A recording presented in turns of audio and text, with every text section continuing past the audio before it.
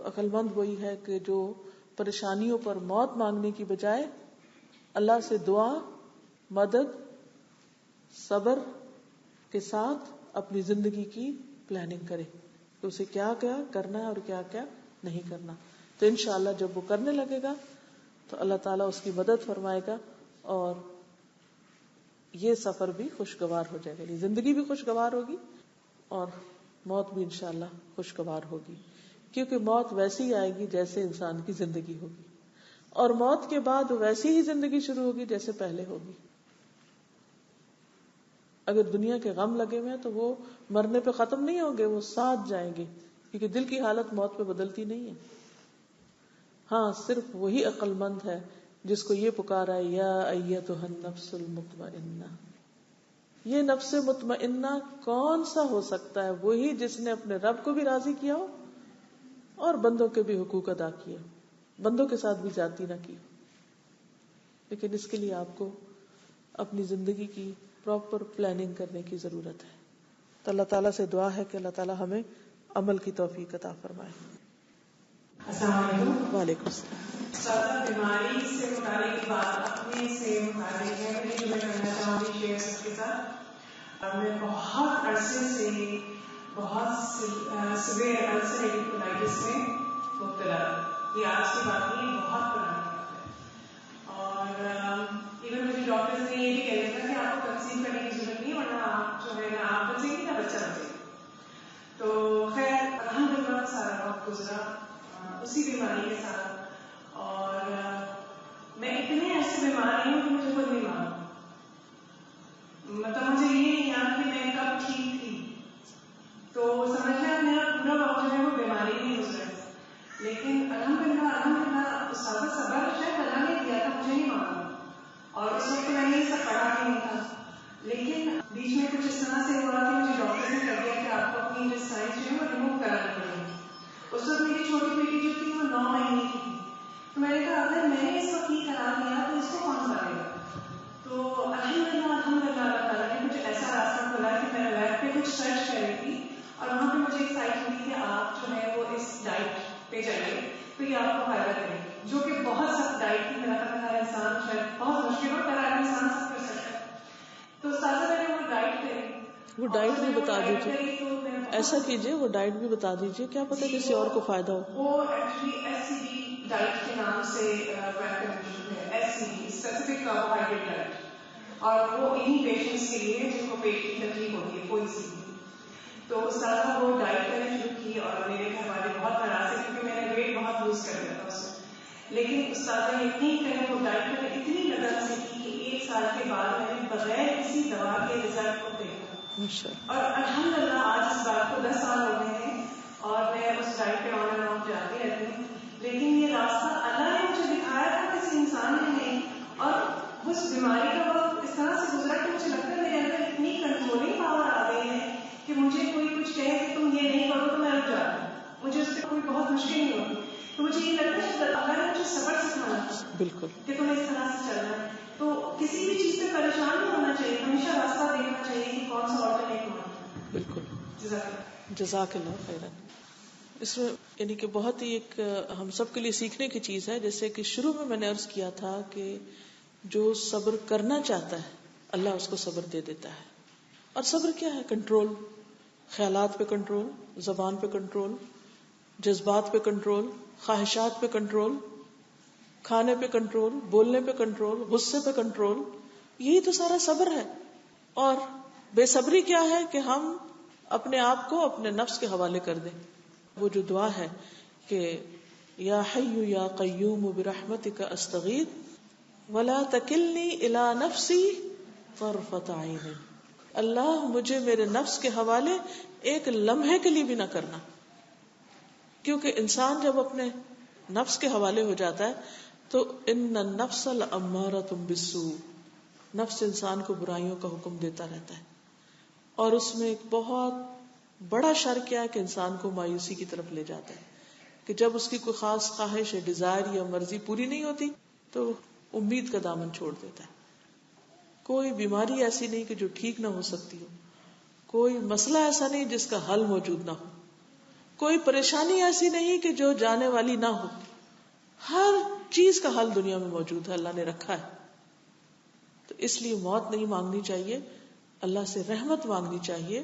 یا حی یا قیوم برحمتک استغیث اللہم انی اسألک من فضلک العظیم اللہم افتح لی ابواب رحمتک.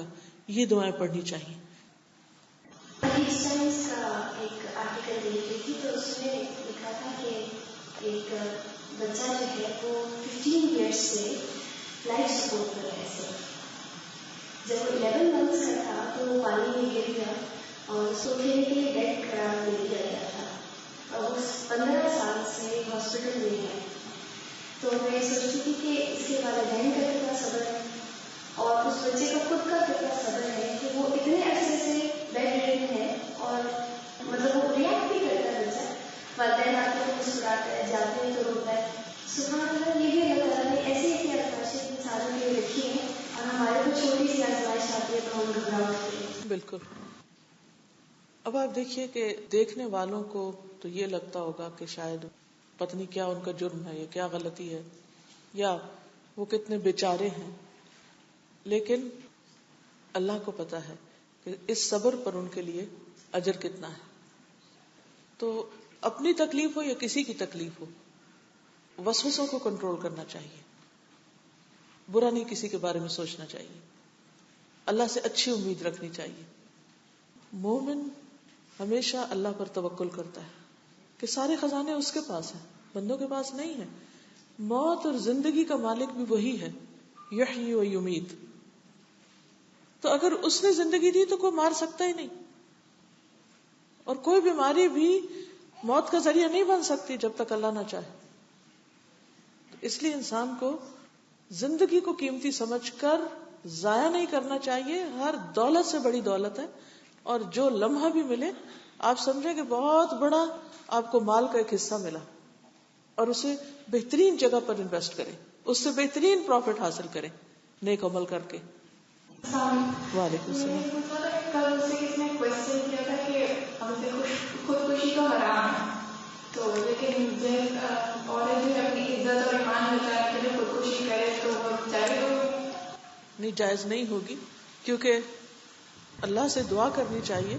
ضروری نہیں کہ خودکشی سے ہی انسان بچ سکے، اللہ بچاتا ہے اصل میں. آپ کو معلوم ہے کہ ابراہیم علیہ السلام اور حضرت سارہ جو تھے وہ جب مصر کے پاس سے گزرے تو مصر کے بادشاہ نے حضرت سارہ کو اغوا کر لیا، اور انہوں نے اس کو کیا کیا تھا؟ خودکشی کی بات کی تھی کہ اللہ مجھے موت دے دے. نہیں، اللہ سے دعا کی کہ مجھے اس ظالم سے بچا، اور جب وہ ہاتھ بڑھانے لگتا تو اس کا ہاتھ فریز ہو جاتا، تو اللہ نے بچا لیا. اللہ پر توکل اور بھروسہ اتنا ہونا چاہیے، اتنے یقین سے دعا ہونی چاہیے کہ اللہ سننے والا ہے اور وہ ہر چیز میں قدرت رکھتا ہے، اور اللہ مجھے تو سیدھے راستے پر ہی رکھ. دیکھیے کتنا بھی بڑا طوفان ہو، آپ نے دیکھا ہوگا کہ جب کبھی بارش ہوتی ہے بہت زیادہ، یا آندھیاں، طوفان، ٹورنیڈوز کتنی بھی طاقت کے ساتھ آئیں لیکن کتنی دیر رہتے ہیں؟ ختم ہو جاتے ہیں. تو اس وقت انسان کیا کرتا ہے جب کوئی ایسی چیز آتی؟ اپنے آپ کو مزید کنٹرول کرتا ہے، چپ کر کے بیٹھ جاتا ہے، اللہ کا ذکر کرنے لگتا ہے اور اس کے گزرنے کا انتظار کرتا ہے کہ گزر جائے. اسی طرح کے چھوٹے چھوٹے طوفان لوگوں کی طرف سے بھی آتے رہتے ہیں، اور حالات کے اور مختلف پریشانیوں کے. بس اس وقت انسان کو سمٹ جانا چاہیے، اپنے رب کی طرف راغب ہو جانا چاہیے اور اللہ سے مانگتے رہنا چاہیے، اور وہ بھی پھر وقت کے ساتھ گزر جاتے ہیں. وعلیکم السلام.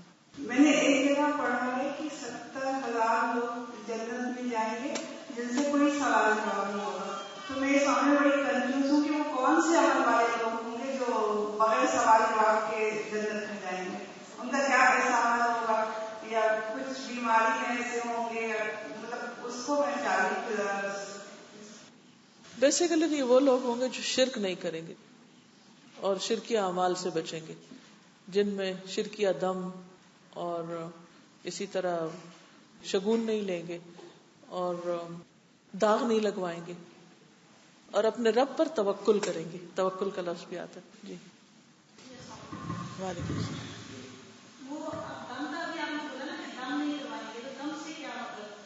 ایک وہ دم ہے کہ جس کی اجازت ہے ہمیں، یعنی وہ کلمات پڑھ کے جھاڑنا جن کو نبی صلی اللہ علیہ وسلم نے مشروع قرار دیا ہے. مثلا آپ حضرت حسن اور حسین پر یہ کلمات پڑھ کے ان کو جھاڑتے تھے. اعوذکما بکلمات اللہ التامۃ من کل شیطان وہامۃ ومن کل عین لامۃ. یا جبریل علیہ السلام جو تھے وہ ایک مرتبہ حضور صلی اللہ علیہ وسلم کو انہوں نے جھاڑا تھا، جس میں آتا ہے کہ بسم اللہ ارقیک من کل شیء یؤذیک من شر کل نفس او عین حاسد اللہ یشفیک. بسم اللہ ارقیک، اللہ یبریک، اس طرح کے بھی الفاظ آتے ہیں. لیکن کچھ دم ایسے ہوتے ہیں کہ جس میں شیطانوں سے مدد مانگی جاتی ہے، یہ شرکی الفاظ ہوتے ہیں، تو اس سے منع کیا گیا. جیسے ہم نے بات کی کہ کسی بھی بچے کی ابنارمیلٹی ہو، اسپیشلی لڑکی ہو جن کا مطلب آگے جا کے پیریڈ کا یہ سارا، تو ان کے لیے یہ دعا مانگنی چاہیے کہ اللہ تعالیٰ ان کی آزمائش کم کر دے. یا بالکل، اللہ ان کو صحت دے، ان کی آزمائش کم کر، ان پر رحم فرما، ان کا پردہ رکھ، اور ان کے حق میں جو بہتر ہے وہ فرما. بالکل مانگ سکتے ہیں، بالکل بالکل. جیسے وہ خاتون نبی صلی اللہ علیہ وسلم کے پاس ہیں، ان کو مرگی کے دورے پڑتے تھے، تو آپ نے فرمایا کہ تم چاہو تو میں دعا کر دیتا ہوں، لیکن اگر تم صبر کرو تو تمہارے لیے جنت ہے. تو اس نے کہا میں صبر کروں گی، بس آپ دعا کر دیں کہ اللہ میرا پردہ رکھے اور میں اس حال میں ننگی نہ ہوں. تو آپ نے یہ دعا ان کے لیے کر دی. تو ایسی دعا تو مسنون ہے کرنا. جی وعلیکم السلام. میں یہ پوچھنا چاہ رہی تھی، ہم لوگ یہاں پر UAE میں رہتے ہیں تو صرف مسلم سے انٹریکٹ نہیں ہوتا، ہمارے ساتھ کام میں بھی نان مسلم بھی ہیں، ہندو بھی ہیں، کرسچن بھی ہیں، تو ہم لوگ ان سے انٹریکٹ کرتے ہیں. اگر کوئی ہمارے ساتھ اپنا فیلنگ شیئر کرے، کوئی دکھ درد کرے، تو ان کے ساتھ اگر ہمدردی کرتے ہیں یا ان کی فائنینشیل ہیلپ کرتے ہیں تو اس کا بھی جو اجر ہے وہ ہمارے لیے ایسا ہی ہوگا جیسے ہم نے کسی مسلمان سے کیا، یا ایسا نہیں ہوگا؟ دیکھیے صدقہ جو ہے وہ تو کسی کو بھی دیا جا سکتا ہے، کسی بھی دکھی، تکلیف اور پریشانی کی حالت میں ہو. بلکہ آپ دیکھیں اگر زکوٰۃ کے جو 8 مصارف ہیں ان میں سے ایک مصرف کیا ہے؟ تالیف القلوب. کہ ایسے لوگوں پر زکوٰۃ کا مال بھی لگ سکتا ہے جن سے مطلوب یہ ہو کہ ان کے دل نرم ہے اور اسلام کی طرف راغب ہے، اور اگر اس مشکل میں ان کی مدد کی گئی تو اسلام قبول کر لیں گے. اگر ایسا کچھ یقین ہو تو اس وقت بھی ان پر تو زکوٰۃ بھی لگتی ہے، ورنہ عام حالات میں صدقہ تو کیا ہی جا سکتا ہے. اگر یہ یقین امید ہو کہ وہ اسلام کی طرف راغب ہو جائیں گے اور کافی عرصے تک آپ کوشش کرتے رہیں، مگر پھر ایک وقت پہ آپ کو لگے کہ یہ نہیں ہو سکتا، مگر اس وقت تک آپ نے جتنا بھی ان کے ساتھ ہیلپ وغیرہ کی ہے تو اس کا اجر پھر انشاءاللہ وہ تو اللہ کے پاس ہے نا، اجر اور نیت کے ساتھ ہے کہ آپ نے کس نیت سے کیا تھا. دیکھیے کوئی بھی عمل جو ہے اس کے پیچھے نیت کاؤنٹ کرتی ہے، کہ آپ نے کوئی نام کے لیے یا اپنی کسی پرسنل گین کے لیے یا اس کے بدلے کسی کام کے لیے آپ نے کیا یا اللہ کی خوشی کے لیے کیا، تو جو آپ کی نیت ہوگی اس کے مطابق اجر مل جائے گا. جی آپ فرمائیے. میرا سوال چائلڈ اڈاپشن کے بارے میں ہے کہ جو لوگ جن کے اپنے بچے نہیں ہو سکتے تو ان میں یہ بہت زیادہ ہماری سوسائٹی میں آ رہا ہے کہ چائلڈ اڈاپٹ کرنا چاہیے، اور اس میں اللہ تعالیٰ کے احکام بہت کلیئر ہیں کہ باپ کا نام نہیں چینج ہونا چاہیے. لیکن جو جیسے UAE میں یا گلف نیشنل جو لوگ ہیں تو ان کو جیسے اگر باہر کنٹری میں لے کے جانا پڑتا ہے تو ان کے لیے یہ مست ہے کہ وہ اپنے فادر کا نام کے اس کو چینج کریں. تو کیا ایسے پیرنٹس کو صبر کرنا چاہیے ایسے کپلس کو، یا پھر ان کو یہ کام کر لینا چاہیے؟ دیکھیے کہ چائلڈ اڈاپشن میں بہت ساری چیزیں ہیں. ایک ہے صرف اپنی خواہش کے لیے کسی بچے کو اڈاپٹ کر لینا. بہت سے لوگ اس میں یہ کرتے ہیں کہ اپنی کسی بہن کا، بھائی کا، کسی رشتہ دار کا بچہ لے لیتے ہیں. میں سمجھتی ہوں یہ بہت بڑا ظلم ہے، کسی بھی بچے کو اس کے ماں باپ سے محروم کرنا.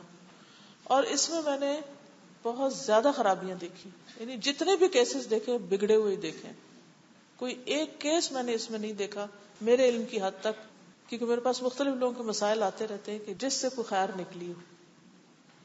کیونکہ مقصد کیا تھا؟ صرف ایک خواہش پوری کرنا کہ ہمیں ایک بچہ مل جائے، چاہے وہ ہمارا نام بھی ہو، کسی کا بھی ہو، تو ہم بس اس کو کھینچ کے اپنا بنا لیں. اب وہ جب بڑا ہوتا ہے بچہ تو پھر جب اس کو پتہ چلتا ہے تو بچہ ریوولٹ کرتا ہے، پھر ماں باپ بیچ میں آ جاتے ہیں اصلی، پھر اور کئی قسم کی خرابیاں ہوتی ہیں. اس سے تو میں سمجھتی ہوں قطعی پرہیز کرنا چاہیے. یہ ظلم ہے، رشتے کو کاٹنا ہے. لیکن دوسری صورت کیا ہے کہ بعض حالات ایسے ہوتے ہیں کہ جس میں کچھ مجبوریاں ہوتی ہیں کہ کچھ پیرنٹس کسی بیماری کی وجہ سے یا کسی اور مجبوری کی وجہ سے بچہ اپنا پال نہیں سکتے. اس صورت میں اگر کوئی اور پالتا ہے تو وہ ان کی مدد ہوتی ہے. ایسے میں اگر وہ پال لے جس کو تمنا بھی ہو بچے کی تو وہ زیادہ بہتر ہے، کیونکہ اس کی کیئر زیادہ کرے گا، محبت اس کو زیادہ دے گا، اور اس سے بچے کی شخصیت پر ایک مثبت اثرات ہو سکتے بجائے اس کے کہ وہ ایسی جگہ پلتا جہاں اس کی کوئی کیئر کرنے والا نہ ہوتا. اسی طرح جو یتیم بچے ہیں، بے سہارا بچے، ان کو پالنا، ان کو لینا، یہ ایک بہت ہی نیکی کا کام ہے. مسلمانوں کے گھروں میں سب سے بہترین گھر وہ ہے جہاں کوئی یتیم بچہ پل رہا ہو، اور سب سے برا گھر وہ ہے جہاں کوئی یتیم بے عزت ہو رہا ہو. تو یہ کام تو کیا جا سکتا ہے. پھر یہ ہے کہ اب آپ نے جب لے لیا اس بچے کو تو پھر اس کے بعد اگلے کئی سٹیپ شروع ہو جاتے ہیں کہ اس بچے کو پتا ہونا چاہیے کہ اس کے اصل ماں باپ کون ہے، اس بچے کا اصل ماں باپ کے نام کے ساتھ ہی وہ ہو. اگر کہیں قانونی مجبوری کے تحت نام رکھنا بھی پڑے تو بچے کو پتا ہو کہ یہ میرا اصلی نام نہیں ہے، حقیقت حال اس کو معلوم ہے. لیکن جان بوجھ کر کسی غیر کی طرف اپنے نام کو منسوب کرنا اپنے اصل باپ کے سوا، یہ ایک بہت کبیرہ گناہ ہے، جنت میں لے جانے سے محرومی کا ذریعہ بن سکتا ہے، اور دور جاہلیت کی یاد میں سے ہے. کیونکہ شریعت کے کچھ مقاصد ہیں، ان مقاصد میں سے ایک مقصد کیا ہے؟ نسب کی حفاظت، مال کی حفاظت، جان کی حفاظت، عزت کی حفاظت، نسب کی حفاظت کہ کون کس کا بچہ ہے. کیونکہ اس سے پھر پردے کے احکامات، اس سے پھر جائیداد کی تقسیم، اس سے پھر والدین اور رشتہ داروں کے حقوق، ان سب چیزوں کی حرمت لازم آتی ہے. کیونکہ ایک بچہ جس کی اگر قلبی انکلینیشن اپنے ماں باپ کی طرف نہیں ہے اور اس کی بجائے کسی اور کی طرف زیادہ ہے، یہ بھی ظلم کی ایک قسم ہے. اس میں بچے کا قصور نہیں تو کسی نے اس پہ ظلم کیا ہے نا، کیونکہ اس کو تو نہیں پتا تھا. انسان تو جس ماحول میں رہتا ہے اسی سے مانوس ہو جاتا ہے. تو ہر چیز اپنے اصل پر ہی، سچ پر ہی زیادہ فائدہ مند ہے، الا یہ کہ ایکسیپشنل صورتحال ہو تو پھر وہ تو اللہ تعالیٰ کو اچھی طرح معلوم ہے کہ کوئی شخص کیا کر رہا ہے.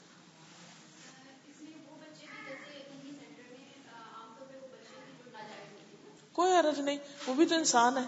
اگر کوئی بچہ ناجائز ہے تو بجائے اس کے کہ وہ کسی ہوم میں پلے کہ نہ اس کا کوئی خالہ، نہ ماموں، نہ چچا، کوئی بھی نہ ہو، دنیا میں تنہا ہی ہو، تو ٹھیک ہے اس کو کوئی اپنا بچہ بنا لے اور اس کو بڑے ہو کے بتا دے. اس کے باپ کا نام سجیسٹ ہوتا ہے کہ یہ نام رکھا جاتا ہے، جیسے رحمان، بس کچھ بھی رکھ دے. نام پر نام سے جی اس میں نے ایک کوشچن بھیجا تھا تو انہوں نے یہ کہا کہ ایک ذریعہ گناہ ہے اور ہم اس کی اجازت نہیں دے سکتے کہ باپ کا نام آپ چینج کریں. اس میں والدین جو کپل ہیں وہ اس پہ صبر کریں اور اللہ تعالیٰ سے دعا کریں کہ اللہ تعالیٰ ان کو خود برا سے دعا دیں، بجائے اس سے گناہ میں ملوث ہوں، اس کی وجہ سے اور بہت ساری کیونکہ مسلسل ایک جھوٹ کی کیفیت میں انسان ہوتا ہے. جی بچوں کی جو آتی ہیں ویڈیو گیمز بھی ہیں، کارٹونز بھی ہیں، آج کل جو بھی قسم کی مطلب گیجٹس جو بچے کھیلتے ہیں ان سب کے بیکگراؤنڈ میں میوزک چل رہے ہوتے ہیں، تو اس کے بارے میں کچھ اس کا نتیجہ آپ سب دیکھ ہی رہے ہیں نا کہ بچے پھر ماں باپ کی کتنی سنتے ہیں، نماز کتنے شوق سے پڑھتے ہیں، پڑھائی میں کتنے فوکسڈ ہیں، سب خرابیاں دیکھ رہے ہیں نا ہم. تو کیا مجبوری ہے کہ ایسی ہی گیم ان کو لے کر دیں؟ کوشش کریں اس سے ہٹائیں. اور بہت کچھ ہے کرنے کو. ہر کھلونے میں جب ہم پیرنٹس بائک آؤٹ کریں گے تو لوگ کھلونے بدل لیں گے، ان پہ کارٹون ہے. آپ دیکھیں کہ نسلوں کو مسخ کرتے ہوئے اٹھاتے ہیں نا، نیچر سے دور کر کے. نبی صلی اللہ علیہ وسلم اور آپ کی جو کمیونٹی تھی اور جو صحابہ کرام کی اٹھان جہاں ہوئی تھی وہ بالکل نیچر میں ہوئی تھی، صحرا میں ہوئی تھی. شہر سے بھی باہر لے جاتے تھے تاکہ بچے جو ہیں وہ نیچر کے قریب ہوں اور ان کے جو اصل جوہر ہے انسانیت کا وہ باہر آئے. ان ساری چیزوں سے اصلی جوہر جو ہے وہ مسخ ہو کے رہ جاتا ہے. ڈاکٹر صاحب کیا عمل ہمیں کرنا چاہیے کہ ہم اپنے بچوں کو دین کی طرف لے کر آئیں؟ جی اچھا سوال ہے آپ کا. اس میں نے دبئی میں ابھی 8 ویک کا ایک کورس کروایا ہے. اس کو آپ انٹرنیٹ پہ الہدا پی کے ویب سائٹ پہ اور farhathashmi.com پر آپ سن سکتے ہیں.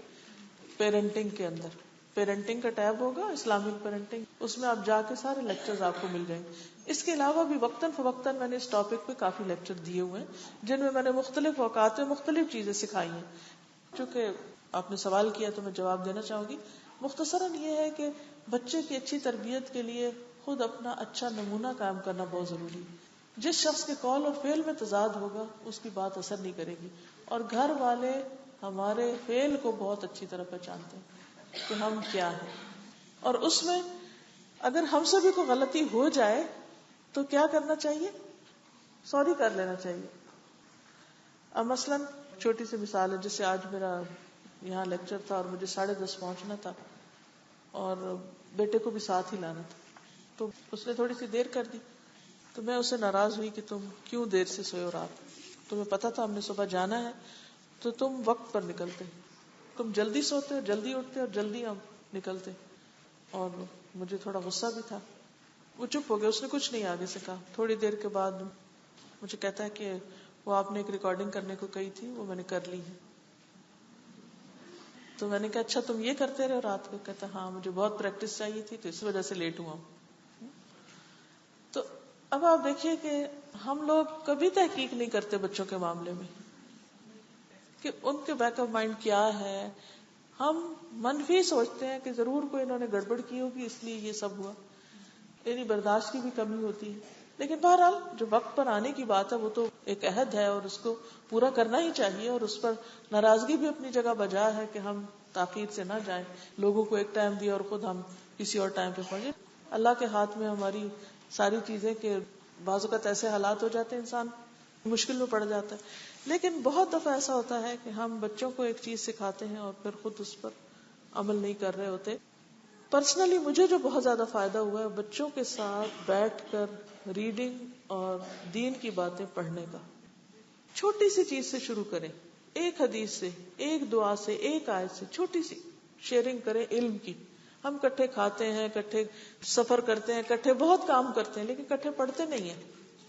اور آپ یقین مانیں کہ بہت دفعہ 99% ایسا ہوا ہے کہ کوئی غلطی میں نے کی اور جب ہم پڑھنے بیٹھے تو وہاں اسی حدیث میں یا اسی جگہ پر وہ چیز آ گئی, ون وے اور دی ادر.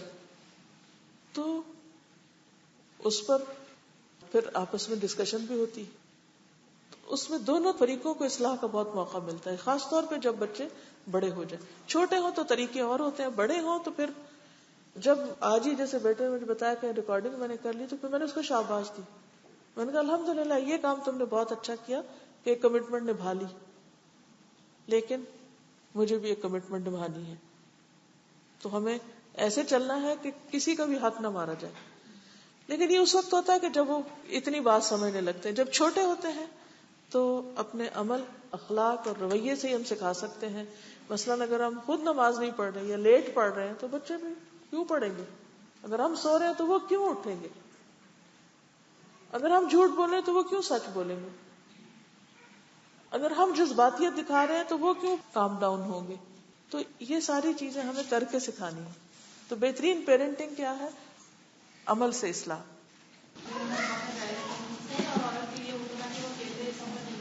جی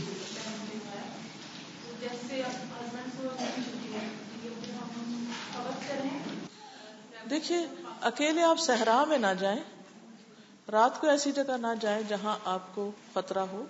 لیکن یہاں سے اگر آپ کے ہسبینڈ آپ کو ایئرپورٹ پہ چھوڑتے ہیں, ایئرپورٹ پہ سیکیورٹی ہوتی ہے, جہاز میں سیکیورٹی ہوتی ہے, جہاں اترتے ہوتی ہے, آگے کوئی لینے والا ہوتا ہے, تو مقصد تو پورا ہو گیا نا جس کے لیے اکیلے جانے سے منع کیا گیا. جب مقصد پورا ہو گیا تو حرج نہیں. آپ کو پتا یہ فتویٰ تبدیل ہو چکا ہے نا اب, کیونکہ حالات تبدیل ہو چکے ہیں. اوکے, جزاکم اللہ خیرا. اجازت چاہتی ہوں. سبحانک اللہم و بحمدک, نشہد ان لا الہ الا انت, نستغفرک و نتوب الیک. السلام علیکم و رحمۃ اللہ وبرکاتہ.